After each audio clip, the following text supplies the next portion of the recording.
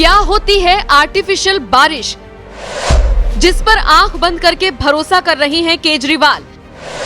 जरा सी चूक हुई तो क्या हो सकता है, जानिए इसकी पूरी सच्चाई।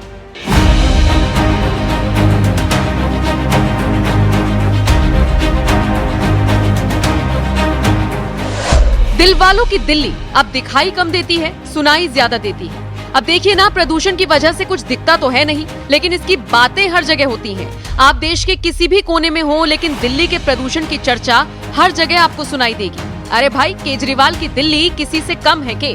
लेकिन केजरीवाल जी अगर प्रदूषण के कारणों का पता लगाकर उसका समाधान करने पर ध्यान देते तो चर्चा होती हुई ज्यादा अच्छी लगती है ना। खैर, अब दिल्ली में केजरीवाल वो काम कराने जा रही हैं जो आज से पहले कभी नहीं हुआ। प्रदूषण को कम करने के मकसद से दिल्ली में अब आर्टिफिशियल बारिश कराई जाएगी, जिसका पूरा खर्चा दिल्ली सरकार ही उठाएगी। अब कहने और सुनने में तो बहुत इजी सा वर्ड है आर्टिफिशियल रेनिंग, लेकिन ये कितना मुश्किलों भरा होगा। एक छोटी सी चूक से क्या हो सकता है, इसकी सच्चाई भी आपको जान लेनी चाहिए। यही आपको बताएंगे इस रिपोर्ट में, लेकिन उससे पहले जरा विस्तार से समझिए कि ये आर्टिफिशियल रेनिंग यानी कृत्रिम बारिश है क्या है आर्टिफिशियल रेन। आर्टिफिशियल रेन का मतलब है कृत्रिम बारिश यानी बनावटी।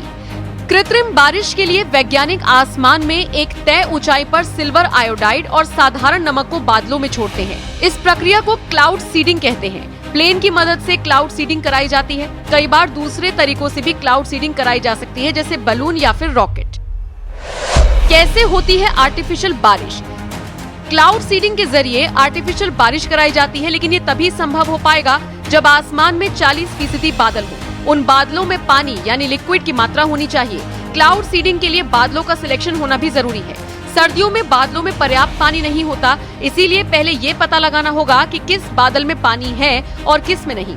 क्लाउड सीडिंग के लिए छोटे विमान से सिल्वर आयोडाइड को हाई प्रेशर वाले घोल का बादलों में छिड़काव किया जाता है। इसके लिए विमान हवा की दिशा से उल्टी दिशा में उड़ान भरता है। सही बादल से सामना होते ही केमिकल को छोड़ दिया जाता है। इससे बादलों का पानी 0 डिग्री सेल्सियस तक ठंडा हो जाता है। इससे हवा में मौजूद पानी के कण जम जाते हैं।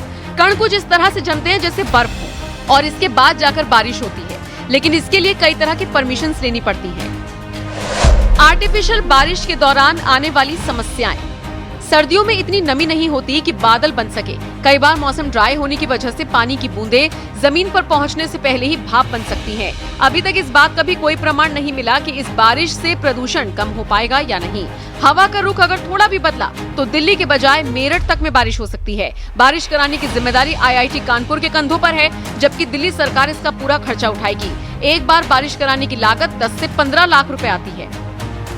आपको बता दें, दुनिया में 53 देश इस तरह का एक्सपेरिमेंट कर चुके हैं। ये कोशिश साल 2019 में दिल्ली में की गई थी, लेकिन बादलों की कमी और इसरो की परमिशन की वजह से मामला टल गया।